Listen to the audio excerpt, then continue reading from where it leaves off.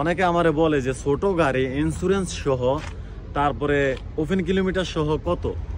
ভাই ছোট গাড়ি ইন্স্যুরেন্স সহ ওপেন কিলোমিটার সহ দাম হয়েছে কি ভিন্ন ভিন্ন, এগুলা এক একটার এক এক রেট। আপনার যেগুলা টয়োটার গাড়ি এয়ারএস ওইটার ভিন্ন রেট, আবার বিগাসের ভিন্ন রেট, আবার অন্য কোম্পানির যে গাড়ি আছে ভিন্ন রেট। সব গাড়ির তো আর এক রেট না, একটু ভিন্ন ভিন্ন আছে।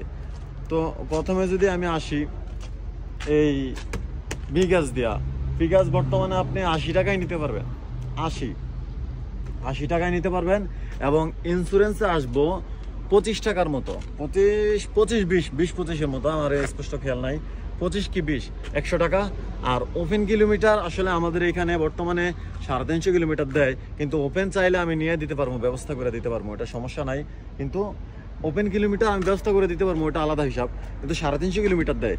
আর 100 টাকার ভিতরে আপনি বিগাস গাড়ি পাওয়া যাবেন। বিগাস নিয়ে বলার কোনো মনে করেন দরকার নাই, কারণ যারা গাড়ি চিনেন তাদেরকে বিগাস নিয়ে বলার কোনো দরকার নাই। তারপর এই যে এমজি গাড়ি ভাই আরও কম দামে, 65 থেকে 70 টাকার মধ্যে আপনি পাইবেন এই MG3 গাড়ি। এগুলো হচ্ছে চায়না গাড়ি, এগুলা যারা চিনে তারা নেয় না।